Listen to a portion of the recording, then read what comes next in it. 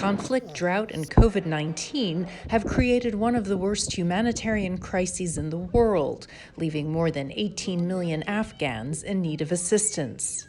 The collapse of the government and the Taliban takeover have only deepened the emergency, displacing thousands more people. Aid agencies are used to working in difficult and dangerous conditions, but new uncertainties on the ground have forced many to assess the security situation and evacuate international staff, send local staff home, and pause some or all of their services.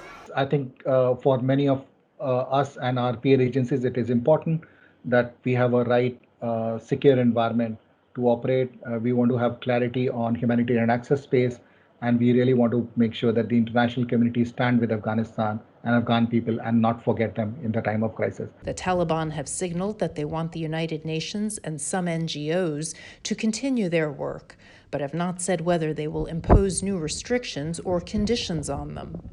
So everything at the moment in terms of how UNICEF works is up in the air. We have not yet had a meeting at the central level with the new de facto authority. We are having dialogue at the regional and local level with local interlocutors. So we do not have a system in place yet.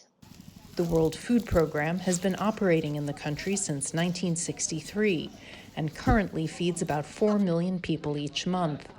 With malnutrition rates on the rise, it is scaling up to reach 9 million monthly by November. Access has continued, but without a proper government in place, it is complicating WFP's work. There's a political leadership in Doha. There is local leadership here. There is a leadership layer in various places. Our concern is that assurances that might be given at one level are honoured by local or even higher authorities in other levels. Logistics are vital to the efficient and regular delivery of aid, and questions remain over who will run Kabul's airport after the U.S. leaves. A functioning airport for a landlocked country is going to be so critical in order to get supplies in order for, our international staff to be able to get in, to get out, for medevac reasons. The World Food Programme's Andrew Patterson says aid agencies fear donor funding could dry up in response to a Taliban-led government. That means cutting off aid.